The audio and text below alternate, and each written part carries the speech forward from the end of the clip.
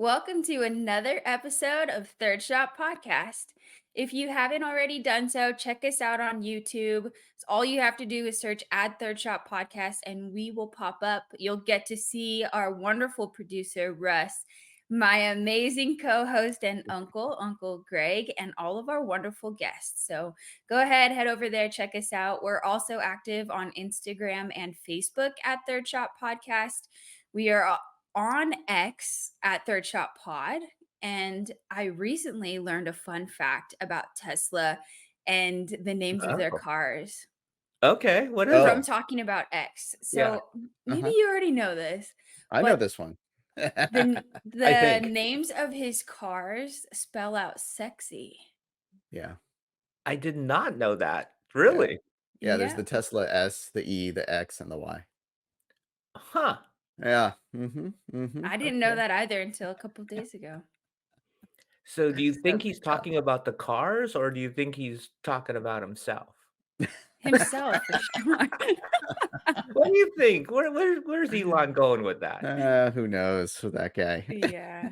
And then from that conversation, someone said that he switched Twitter to X after one of his children Right. because I think one of them has the X in their name. I have no idea. Well, Well, that PayPal was originally X, and it was at Oh, X really? X.com. Yeah. So he's okay. had this X.com domain for like ever since the, beginning there. And so, yeah, there's that too, which I don't know. So I don't know if the kid was named after the original Well, PayPal or didn't the PayPal. kid I don't know. have this crazy simple name, numbers, letters, right? It wasn't a name really, a traditional name at least. Yeah. It Yeah, looks there's like more like a math formula to me. Yeah. Well, I also heard a fun fact about Third Shot Podcast. Yeah, let's hear it. We just hit over 10,000 downloads. nice. Woo! That's definitely Nice. a way to start off our show to cheer. Yes. Exactly. There you Well, go. cheers to 10,000. 10,000. Nice. Hey, Greg, let's take a look at that glass. Does that say Oh. something on it? Oh, you know what? It did. It says New Amsterdam. It's a vodka. Oh, okay. I was thinking it said third shot because Well, there is the store. there hopefully is going to be something like shot glasses, third shot glasses coming up. Nice. Yeah, Nice. and we That would might be be able cool. to offer those in the store, where you can get if you're watching on YouTube right now, our beautiful sweatshirts Hmm. that are Hmm. behind us, T-shirts, water bottles, stickers. There's a whole bunch of good third shot gear that you can get on our store. So please go check it out. Nice. Nice. But congratulations on reaching 10,000 downloads. That's pretty exciting because we haven't even been on for a year yet. I think our first broadcast was late November-ish or I mid-November-ish or something think like Yeah, it that. was. so. Yeah. And when we record this, it's not November yet. Now, when we actually release this one, it may be November, it probably will be. But yeah, in less than a year, we got over 10,000 downloads. Rush, you're really into podcasts. You've been doing this in the industry for a long time. Is that something to be proud of? Yeah, it's cool. I Or am think I it's just making this up? Or am I just no. excited for no, No, no I reason? mean, I think it's cool. I mean, the thing is, it's also like the other accomplishment there is just almost hitting a year, because so many podcasts just leave after 6 months, Mm, 3 months. I did that the This Is Today podcast for about a year and a half, and I cut it because I was just like, it's so time consuming, and I was like, not in the office, like the home office all the time. So I was having to leave and it's like, this isn't going to work out. So I can't do this. Just too much of a strain. I've thought about bringing it back and I might do something there. I've been working on I stuff. hope you do. We'll see. It's a great show. But I interviewed a bunch of podcasters. I would have a podcaster on every like Wednesday and every Friday. And generally, so I was like, I wonder if these guys are still doing it. Generally, most of them are gone.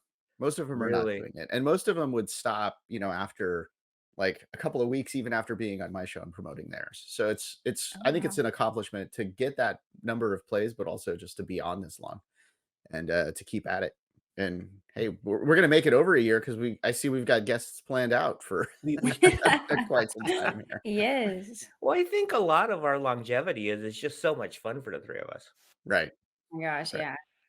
Right, right, Bridgie, what has been the most fun for you this experience? Well, first, I mean, I get to hang out with you 2, right? That's really fun. But my favorite thing about the show, though, has been asking the question in the beginning of how you got into pickleball. Because everybody's story, although some are pretty similar when it comes to the pandemic, but I think it's more so the reaction from the guests when we ask them that question that I really appreciate, and I love to see it because their faces, they just Yeah, light up, and you can Mhm. really tell that these people have a passion for the game and they just really love what they do with it, and I that's really cool to see. yeah. How What's about you, your Yeah. Russ? favorite? Yeah. For me, I like this part. Mainly because I'm with it. I'm here.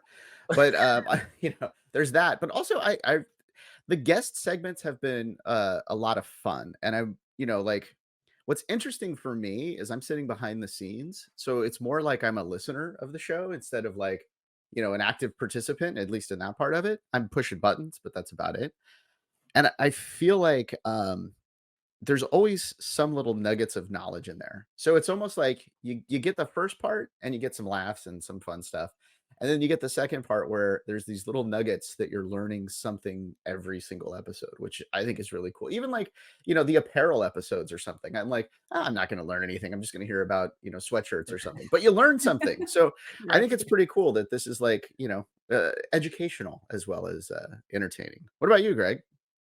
Well, because you are part of the first segment here, yeah, I do enjoy the banter between the 3 of us. I mean, we've had Bridgie I've known, like, her whole life basically, and Russ, I've known you for so long now. I mean, it's fun to talk about something that we enjoy with friends and family. I mean, that part was invaluable to me. So I literally look forward to it every time we have an interview scheduled. I'm like, this is so fun. I put it on my calendar, and I'm literally gets me through to the week or what have you. The other part is our interaction with our listeners. I get a kick out of this because it still kind of surprises me. I don't know if you remember this, Bridgie, but when we were at the Las Vegas Open, Pickle or Die Greg, who played doubles with me for the Las Vegas Open, we decided, hey, we're just going to go warm up a little bit on a side court. So we go warm up. We find this nice couple that they're really good at pickleball. We started hitting with them and stuff. And then after we got done practicing, they came up and introduced themselves and they go, aren't you like from Third Shot Podcast? And I go, yes. And they go, "Yeah, we're Plan to Pickle." And I go, "Oh my gosh." So I got to meet Joy and Raymond, and, they had followed us on our show. They have a very active Instagram account, Plan to Pickle. So that was really cool to get a chance to talk to people that listen to us. And then I joined this pickleball club fairly recently. And when I joined, I had an opportunity to meet another Joy who I landed up playing Mhm. a Duper Mhm. tournament with. And she goes, "Oh my gosh, you guys are Third Shot Podcast. I listen to you all the time." And she had no idea. So we got the chance to talk about, some of our previous shows. And she mentioned, she goes, "Yeah, you did mention that you joined a new club. I had no idea we're talking about the same club and we're members of the same club." How funny. So That's that cool. was fun, That's and then cool. there's other members in the club that found out that we do the show, and, they're talking to me about different episodes all the time, like Brian, we played against him in a tournament up here in San Ramon. He's a Yeah. listener to the show, so shout out to Brian, and he'll talk to me about different episodes and what we learned about paddles or, Nice. like Russ, like you said, the different guests, you learn a little something from every one Yeah. of them. Yeah. It's very cool. I don't know if you guys like notice it as much until you listen to the show afterwards, but it's like the takeaways are like there's a lot of them, and it's not always just about pickleball either. It's like, just some random like life tip or something or business tip. We've had business tips on like Oh, Wow. yeah. all these different things that I find myself thinking about during the week after we've done an episode. I feel like we're doing the anniversary show. We should just say this is the 1 year, but we're not quite there yet. Not yet. Although I think we did some practice shows and stuff beforehand, so maybe Did we we? are about a year. I think we did some practice stuff a little bit. We did a little bit, yeah. Yeah. Yeah. So it's kind of cool that we're kind of nearing that 1 year mark, and we've met so many great people and learned so much about the industry, and just really leveled up our enjoyment for, at least for me, leveled up my enjoyment for pickleball. Like, I Nice. loved pickleball before, and that's why we wanted to start the show, but now it's, like, exponentially greater. I mean, I live pickleball now because we get a chance to talk about it and talk to people that are living it like we are. Yeah, and it's funny how much it comes up, you know, like just randomly. I'll be somewhere and somebody starts talking about pickleball. Well, Okay, well there you go. what have you been I don't you probably have not been watching, but The Golden Bachelor? I have not been watching. Well, No, me one of the promos for this, I mean, it's The Bachelor, that whole franchise thing, and he's an older guy, and one of the dates, they're playing pickleball. Oh, Okay. how funny. They built Were it they good? into Bachelor. I didn't watch, but and then there's another documentary on Netflix right now about, like, how to live to 100, or, how to extend your age, and they're interviewing this woman in Japan. And her friends are all, like, over 80, like, getting to 100, and they're all playing pickleball. And she Nice. says that's a Wow. part of, keeping her young. Yeah. So yeah, in media, you just run across pickleball commercials. I see pickleball in Yeah. commercials Yeah. all the time. Well, like there's that melon commercial where like the concussion thing. I think this is just in California. But there's like these Yeah. melons that are playing pickleball and they're talking about how one of them falls, like Bridgie did last tournament and hits his melon and then, like yeah, that's the commercial. And they're like, "Oh, get checked for concussions." And Bridgie, you should have done that just in case. Like Yeah, I just saying. did knock my melons.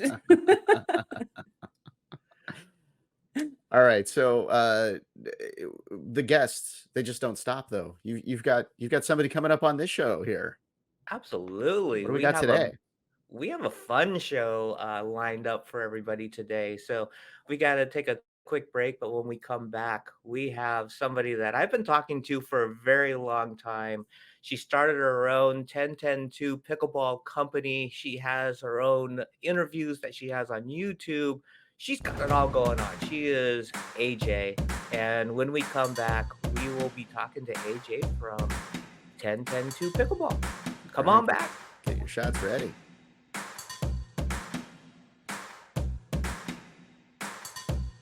We are back with Third Shot, and we appreciate all the support that you've been giving us.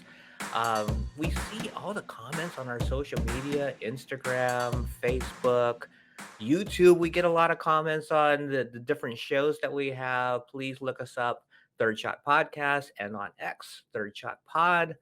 And before the break, I said we are going to have a fun show because I've been talking to this lady for a while now, and I've been just trying to find the right time. And now's the right time. We have AJ from 10-10-2 Pickleball joining us today. AJ, welcome to the show. Thanks for having me. Excited to be here.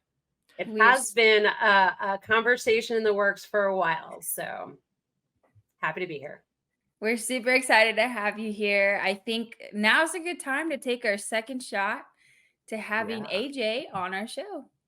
Welcome. Cheers. Woo! Cheers to 10-10-2. Mmm. Mmm. Yeah. What are you drinking? It's funny. I haven't had alcohol in my house in a while. And yesterday, was it yesterday? No, it was 2 days ago. We signed our settlement agreement. So we've been having some issues in our apartment complex. And to celebrate, I was like, I'm getting a bottle of rosé. And it wasn't a good bottle. Let's just put it that way. It was Oh, no. something I hadn't tried. So I had leftovers. So that was what was in the house. Well, thank you for the spirit of having a shot with us to kind of bring in the show. Happy to. A shot at 10 a.m.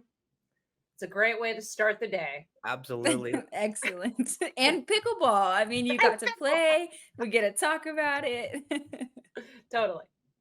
So tell us, AJ, how did you get involved with pickleball? What was your entry into the sport like? Yeah. So like a lot of people, I discovered it during the pandemic. I was with a friend. We were walking through my local park in Los Angeles, in West Hollywood, and I was walking by the courts, and I did a head turn, and I was like, "What the f is that?" Yeah. I still hadn't heard of the word pickleball. I hadn't seen it being played. And just to give you some context, I'm a former competitive tennis player.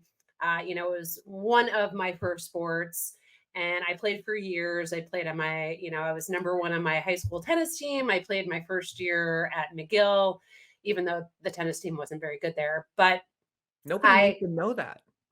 Yeah, I mean, well, it's in Canada. They actually play tennis. No, I'm kidding. Love Canada. Uh, but I starting high school, I started to have a real love-hate relationship with tennis. Mm, I had a very bullish father who was would bully my opponents, and we had a very dramatic relationship on the court. And so I started to experience anxiety at a young age on the court. And at a certain point, it just wasn't fun anymore. It yeah, wasn't fun. that's sad. And so I kind of put it to bed. When I moved out to Los Angeles, which was like 10 years ago, I still had my racket. I live close by to courts, and I kept on thinking I'd pick it back up. And tennis is hard. Tennis, like, unless you find someone of your level, it's just not fun. It's just like it's challenging. Yeah. And what's funny is I actually recently gave my racket away on, I don't know if you're part of any like buy nothing groups, Uh-huh. but I love them. I love the WeHo Buy Nothing group, and I recently gave it away. I was like, I don't think this is ever going to be a part of my life again, and it's okay. So anyway, I was walking through my park, and I did like a quick turn looking at these people playing this sport. I never seen it, never heard of it, and immediately started inquiring because I just saw people laughing and having fun Yeah. and connecting. And it was towards the end of the pandemic, and a lot of us were feeling isolated, we're feeling super alone, and maybe not so athletic. And And yet, isn't that and the beauty of the game, right? All types. It really doesn't matter. it really is. And they were offering a clinic that weekend, a free clinic at the park, and I was like, I'm in. And I showed up, uh, and it was immediate. I felt like this is my home. Yeah. And I haven't played in that many communities, I'll be honest, because the park is 2 blocks away from where I live. I'm super lazy. I love the fact that it's just so easy. Like, I can walk there. But there's something really special about the people, the community, and it just inspired me. It allowed me to, in many ways, reclaim this maybe not so great past history with a similar sport. Mhm. Mhm. And it just brings me so much joy. And it's funny because right around that time, I think a lot of people during the pandemic had time on their hands and were like, either they lost their job or they lost clients. So my background's in media, and there really was no production going on. And Mm. so it allowed me to take a step back from what I was doing. I spent the past 10 years working with nonprofits, political organizations, entrepreneurs to help tell their stories through social video. So short form, like, I'm the queen of 90 seconds. Never really moved past that. But I love telling stories in short form because it really forces you to get focused in terms of what the story is and figure out what the essence of it is. But yeah, the pandemic happened and production stopped. I lost a lot of clients because people couldn't afford the services, even though they needed it more than ever. And you know I also was feeling a bit dissatisfied in that space. I got into it because I love the intersection of social good and media, like telling stories that have an impact. And I was fortunate enough to have a real impact on one of my first subjects' life. It Oh, was such an impactful experience. I did, just to give you a bit of story. yeah. Uh, I I moved out here to Los Angeles, and I just started taking my camera out with me just to document, just because I had a lot of time on my hands and was, just looking for ways to get creative. And w- I live very close to Hollywood Boulevard. And so I'd go to the Hollywood Boulevard, which if you haven't been there, it's kind of like Times Square. It's a lot. Yeah. Um, and on the corner of Hollywood and Highland was this guy who was drawing images of Superman, and he was a dead ringer for Christopher Reeves. Wow. And we started chatting, and I took him to Mel's Diner. I was like, I want to hear your story. Yeah. And we sat down, and it was a former Superman impersonator on the Boulevard. Oh, wow. And his story really touched me. And I thought, well, if I could help tell his story and get it into the right hands in front of the right audience, we could have a real impact. And at the time, it was just a theory. You tell a good story, reach the right audience, and that audience then wants to do good. Yeah. And it works. It got picked up by the New York Post, and within 24 hours he got money, he got housing. It was this unbelievable experience to be a part of, to witness someone's life change so fast. So that was the starting point of me entering like media and impact. And then and then I started working with nonprofits and political organizations. But then the pandemic hit, and it it forced, but it also gave me the opportunity to revisit what I was doing. And um you know I have an entrepreneurial spirit, and so I was looking for something else. And so, being a creator myself and seeing the challenges within the space as a creator, I thought, I, you know, I had an idea for how to fix it. And so that was originally, I was building an app. I was raising money. I was on this trajectory, and then I discovered pickleball. And it's amazing hearing your story, and you kinda shared a little bit of your story with me as we've talked over the Yeah. months now, but hearing it just now, what rings true to me is, like, how emotional Mm, your journey has been, even before pickleball and now with pickleball, you're kind of yeah. bringing that it's almost therapeutic for both you as Mm, well as the people that you're talking to about the yeah. game and you're Yeah. meeting. And I think that is just so special, right? And Yeah. that's Mm, kind of the story that we don't hear enough of mm, because it really has an impact on people's lives and their emotions and their moods and earlier in the first segment I was saying how much I look forward to these interviews every week just to get a chance to talk to our guests and see Bridgie and Russ and kind of share our experiences. I mean, it's something that does emotionally carry me forward through the week and get me through some of the tough times, and I can just feel that coming from you as well. yeah. I mean, it's had a huge impact. I feel very grateful for that moment of walking through that park and discovering it. And, it inspired this whole new path, this whole new journey. I finally felt like I had found my home. Um, and I knew it. Like I came home from the clinic, and I said to my partner, I said, "This is what we're doing. This is what we're doing." I knew it. I didn't know what exactly, but I knew this is where I was meant to be.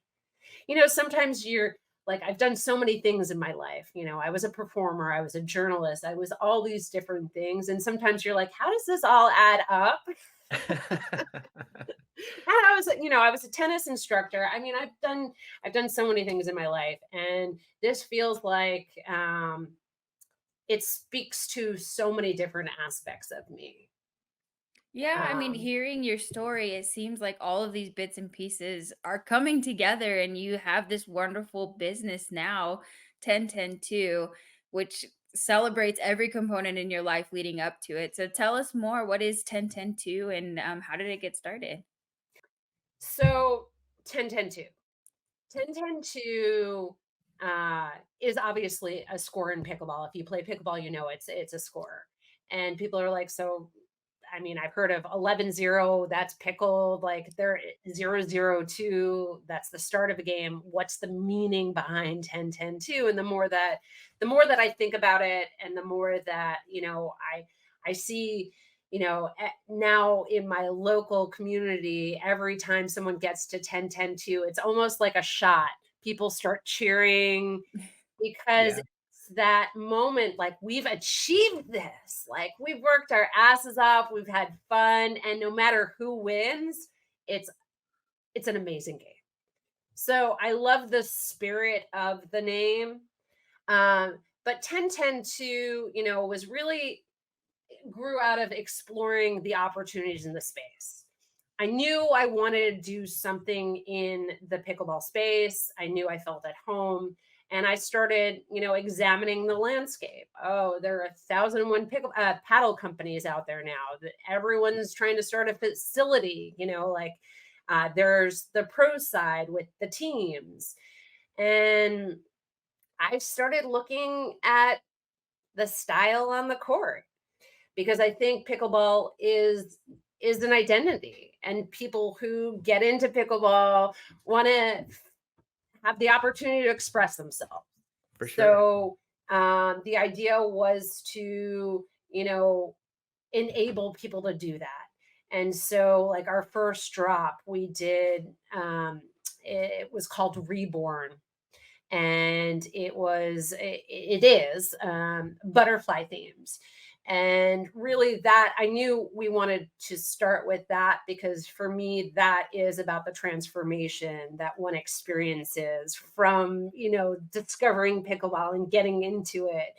And I think there's something magical about that. Our second drop we did is Suck My Dink. And I wanted something expressive. I wanted something, because I feel like pickleball brings out the feisty quality in me. And I I curse a lot on the court. Yeah. Well, with the reborn, I can totally imagine the whole butterfly theme. With the second drop, what's the images you're getting on those apparel? The images or the response? The images. I want to know what the images are for that Oh, line. that, I mean, that those are just like text, graphics. So it's not Okay. as like the butterfly obviously has more is more designed oriented. This is like we wanted to do something that was like bold. Um and honestly, part of it was, kind of watching what was happening in the forums, specifically with women, speaking about how their male partners were dominating, Mm, and kind of teaching them or like taking over. And I thought, what if we, because it feels very masculine, suck my dink. What if we made it specifically for women? So the actual graphic is pink, and it's on a crop top, which is very like kind of cute and dainty. So I wanted to make it specifically for women to feel empowered, to be like, you know what, fuck off, suck my ding. I did see that one on your page, and I was like, yeah, this is going to be a good And one. look, it's not going to resonate with everyone. I had responses come back like, I don't know about that one.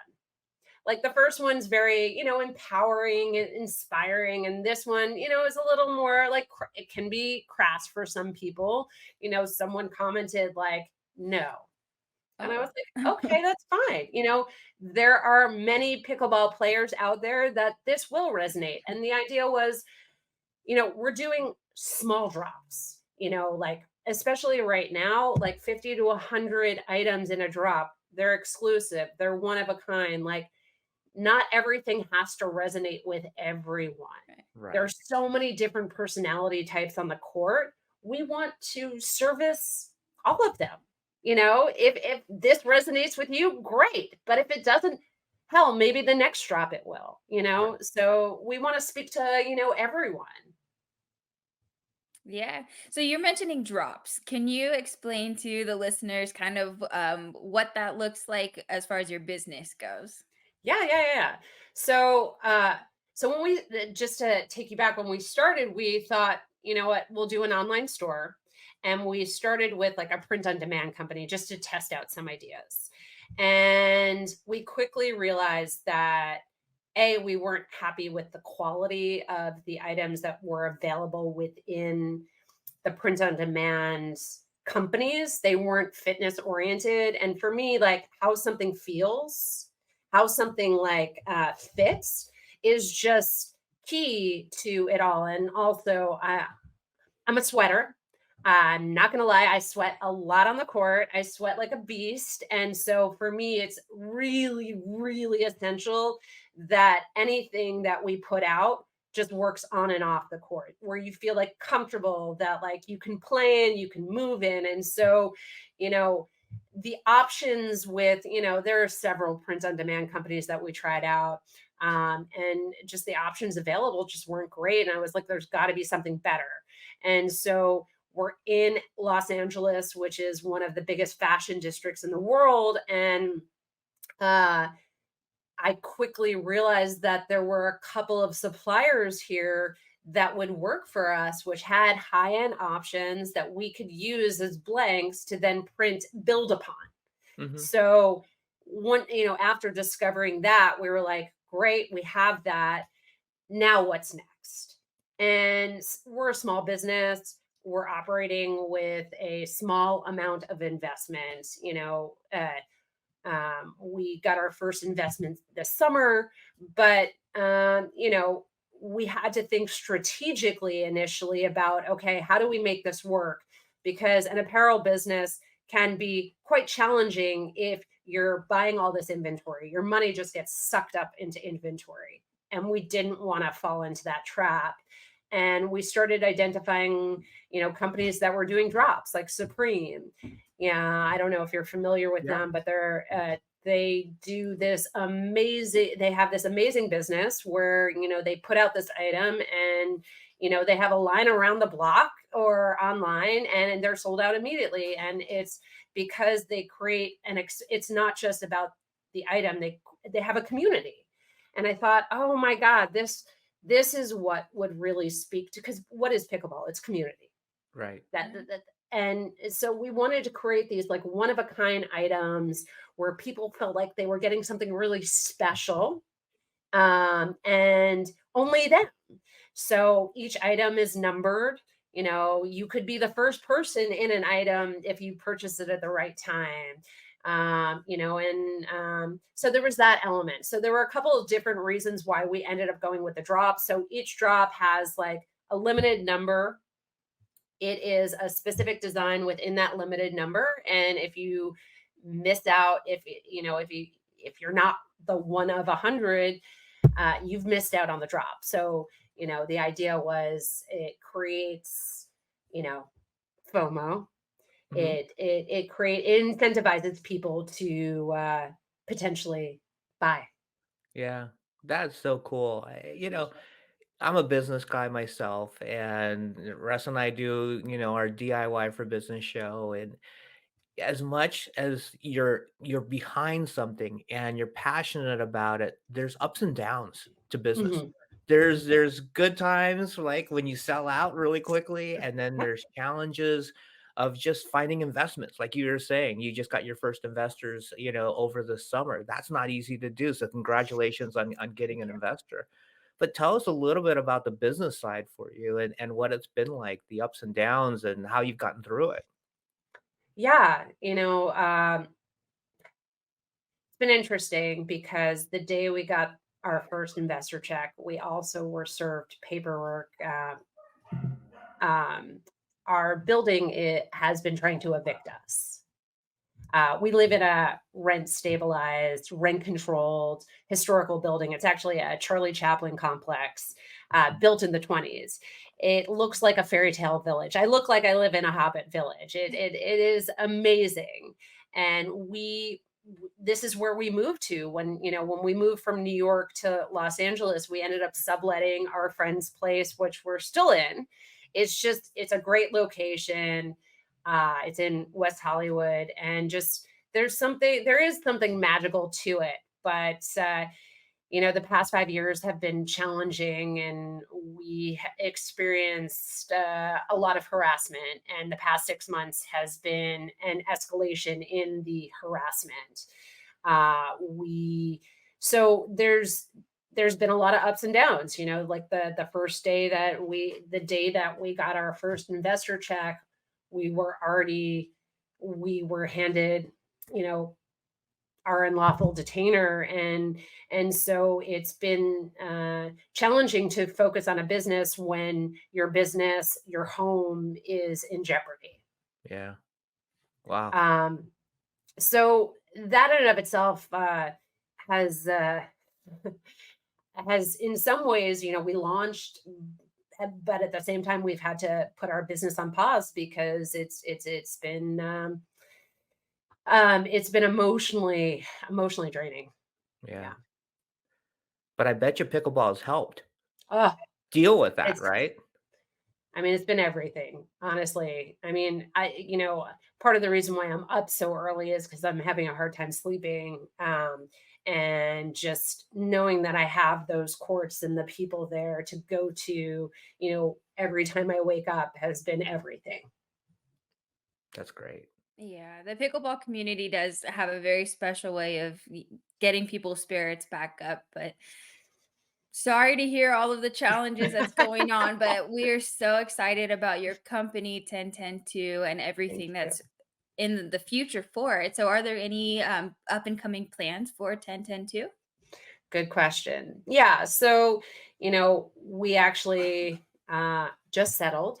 So with, our building, and we'll be moving out in 30 days. And so in coming mid-November, we're doing a big event, and which is a fundraiser for 1010. It's been a community that has this grew out of my WeHo pickleball community. I was inspired by the people I was meeting and by the sport, and so I, whether or not this becomes a farewell celebration as we move on, to our next phase. I don't know yet, but I knew that I wanted to create something that was celebrating them and thanking them for inspiring me to build this. In terms of like our next drops, we have things in the works. We haven't completely stopped, and we're working on it. And I'm really excited about, where we're heading. I'm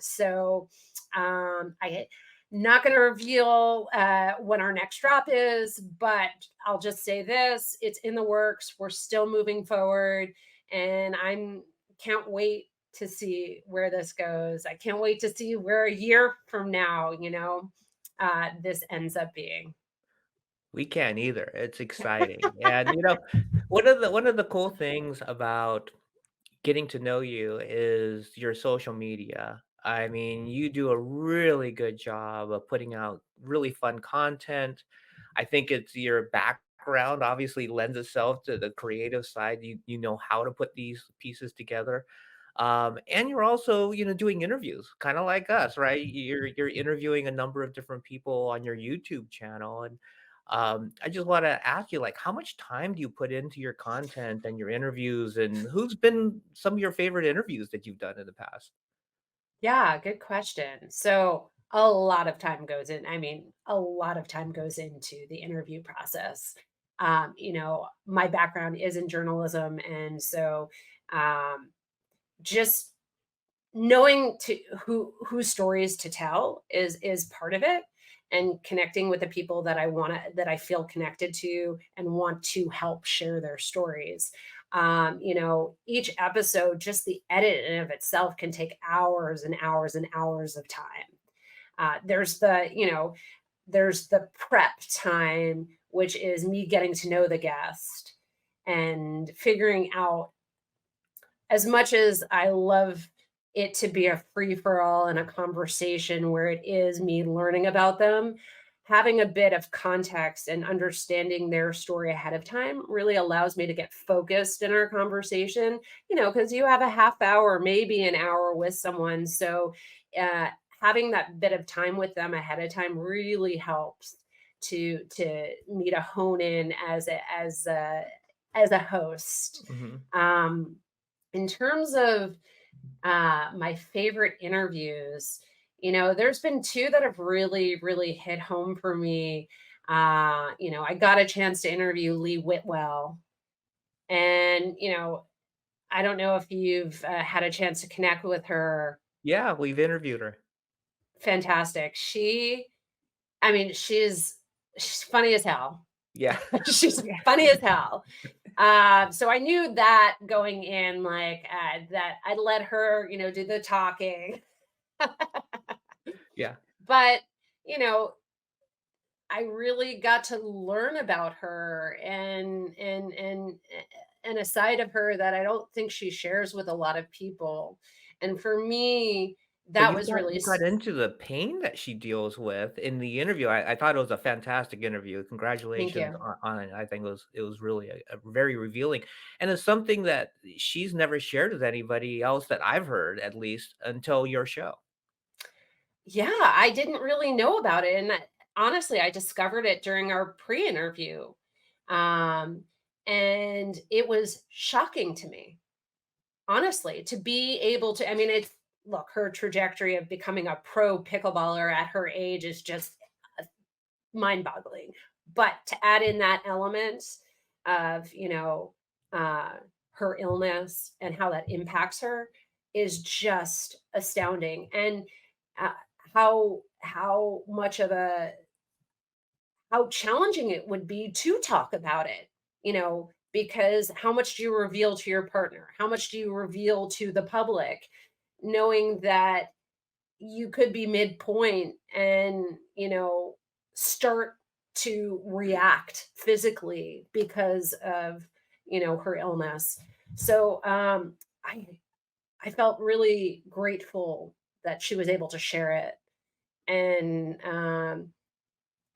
yeah, I just it would those are the moments, you hope that, and I'd be curious to know what you guys think about this, but in these conversations, yes, it is about like getting to know people, but it's also like allowing people to share bits and pieces of themselves, um, that people can learn from, connect to. I don't know. It just felt really special. So those are the kind of moments. The the other interview that really hit home was Sarah Weiss. And she's a fantastic speaker, has also now has her own show. Um, she has so much clarity and has such a big mission that I couldn't help but be like jaw dropped, like inspired by this woman. Um, and at the same time feel sick to my stomach about what she has to deal with on an ongoing basis. Mm. So yeah. And back to like you mentioned, this has been emotional for me and personal, and that is what I wanted to bring to the pickleball life. My video podcast was really, it was about the people. It was less about the sport. Like, yes, do I teach? Sure. But my content really isn't about that, because that's not what connects with me most about this sport. It's the people and their stories, and whether it's pickleball or any other, I guess, like community or silo, like that's what I'm always drawn to. I'm always drawn to the people and their stories and what, like, what gets them going, and what keeps driving them, moving them forward. So that's what I've tried to focus on with the show. That's excellent. And thank you for giving people a platform to tell their story, because you never know who you're reaching or who you're touching with being able to share that with another person. So I think that's fantastic. For our listeners who may not already follow you, where can they go to find all of your amazing content? Yeah. Well, I'm AJ Pickleball at AJ Pickleball on Instagram, TikTok, YouTube. My full episodes of the Pickleball Life are available at AJ Pickleball on YouTube. Very cool. Well, as we're winding down, it's kind of as the clubs start closing, it's closing time, but it's not too late for us to have our Oh no. favorite third Yes, shot. third So shot. please join us and celebrate everything that you're doing and everything that you persevered. So congratulations on all of it. Thank And you. here's to you. Here's to you. Cheers. I feel bad. I need to fill this up.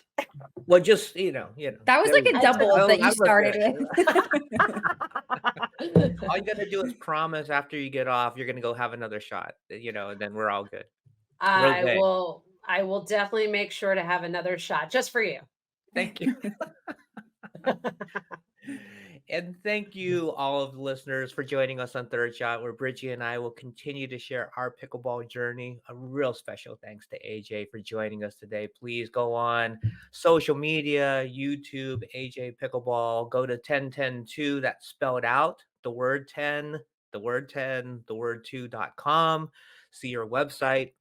Fantastic merchandise. You got to catch the next drop when it comes out. Be one of the first.